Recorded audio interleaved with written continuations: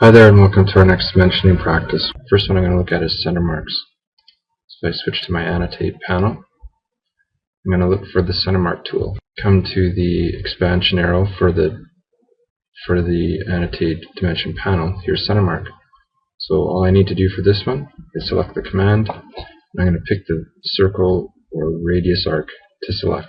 So I'm going to pick this large circle, select that, and it inserts lines.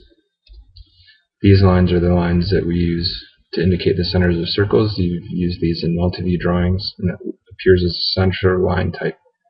If I select this line, each piece is an individual piece that can be modified and put on a different layer. One piece of advice on this: when you are using center marks and you have concentric circles, pick the outside circle.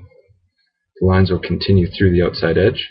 So for this example here, I'll pick the large circle, pick the tool again, pick the large circle, and that center, those center lines are representing concentric circles. I'm going to go to my dimension style, and I'm going to show you what it looks like if we just have ticks. So right now I have lines. If I change that to be marks, hit OK, execute the command again, center mark, and I'm going to pick this circle, and now it just puts a little cross inside there. So for multi-view drawings, you definitely want to use lines, but you can use ticks. So this is a lab drawing that you guys have. I have some other drawings on this side just for further examples. So what I'm going to do now is I'm going to add a linear dimension to this point here. I'm going to position this on my screen, and what I want to show you guys is the continue and baseline. So right now, bring down this down arrow, and here's dimension baseline. So now, this is commonly used in architectural drawings, and if you look at my tooltip window, it shows a dimension that can use baseline, and the first dimension I pick is my baseline. So I select it, and now it's asking me to pick additional points.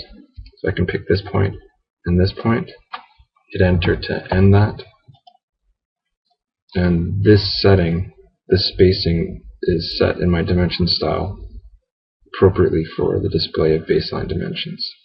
Architectural drawings use this quite a lot for doing the full length of a wall and then the length to the doors and windows within the wall. I'm going to use dimension linear on this one. I'm going to position a dimension, and I'm going to use the continue tool. Select continue, and I can just pick points, and it's going to put the dimensions in a continuous line for me. Hit enter to escape, and these are all one solid line of dimensions. So on my object here on the right, I've erased the dimensions. What I want to show you is that with the continue tool, it remembers the last dimension that you placed. So if I select continue, what I can do is I look on my dimension line, select continue dimension. I can choose the dimension to continue from. Now I can pick these. When you use continue and baseline dimensions, one thing you want to know is by looking at the dimensions in the lab, you can make the decision to use which tool you want. So on this object here, I erased the dimensions, and I want to make a baseline dimension to cover these extension points. So I can take an existing dimension and make it a baseline dimension. So now this is the baseline dimension. If I pick this extension line on the left hand side, it's going to measure from that left hand side. Now I can use my mouse, select the lines that I want to use as my baseline, and it has created a baseline dimension series for this object. The next dimension I'm going to look at is dimension jog, and this one is really good for if you have a really large radius and you want to show the radius but the center is off the drawing or it's too far away. So if I pick this, select the arc, I'm going to just follow the command line. Specify center location override, so I want to have my text or my center appear here. And now it's asking me, okay, position this. So with my mouse, I'm going to position where the text is going to go. The next object I can pick is the jog line. Looks like a lightning bolt. So I can pick that, and this is giving me the representation that here's my radius dimension of this arc, and if I zoom out and select the grip, this is how far away that center is.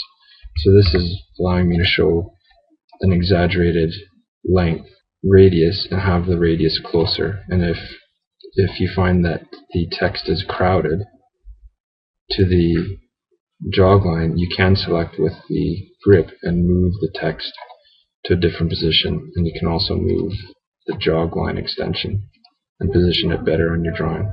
The next tool I'm going to look at in this drawing is the quick dimension tool, and this is a really easy way of just getting some quick dimensions on your drawing by selecting objects instead of endpoints. So on my little drawing that I have here, what I'm going to do is I'm going to pick the tool, I'm going to pick the object instead of the endpoints, and now I'm going to position my mouse, and I can do some self-checking with this tool, and these dimensions will stay on the screen. So now this dimension here for this vertical side is 2.32. I can do a horizontal dimension here, pick that there. If I hit enter to repeat the command, I can position that there. And so these are just quick dimensions just for self-checking. And on this tool it's different because I'm not selecting the endpoints, I'm just selecting the object. And if I select a circle, I should be able to get diameter dimension. Shows it by the radius, and this radius for this circle is 1. So it's interesting that it doesn't convert that to diameter. Okay, so I've cleared off my dimensions again, just so I have a blank screen. What I'm going to show you guys this time is I'm going to put another dimension here. And what I want to show you is the adjust space command. So I'm going to eyeball this, put it there. Then I'm going to do some more linear dimensions. And I'm going to just give these some spacing away from my object. They're not equally spaced at all. And AutoCAD has a tool called adjust space. And what this space will do is let me clean this up. So instead of doing measuring in here and drawing construction lines and figuring out where I want all these arrows to be so this lines up nice, I can select adjust space. What I do first is I pick my base dimension. It's going to take the settings of all these dimensions and use the settings from this one. I select the ones that I want to have adjust. So I'm going to adjust all of these dimensions together, and I'm going to let AutoCAD calculate this space for me, hit enter, and it puts them according to the space of the arrows and the text height, like that. So it's not necessarily ideal. What I can do is I'm going to hit undo, have it go back. Now I'm going to hit adjust space,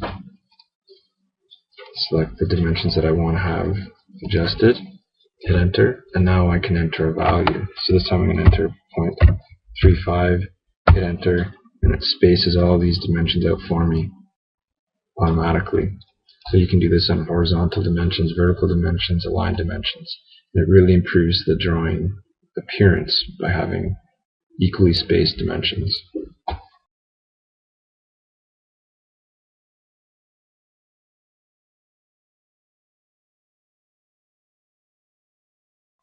So that's the end of my lesson. We covered center marks and showed how I put in center lines and center marks. We did continuous dimensions across the horizontal line. We did baseline dimensions. We did quick dimensions by selecting objects. We did a jog dimension so that we could have a dimension show up for a very long arc. And we fixed the spacing on some dimensions. So hopefully you felt that this was helpful for you, and I look forward to helping you on further projects. Thanks.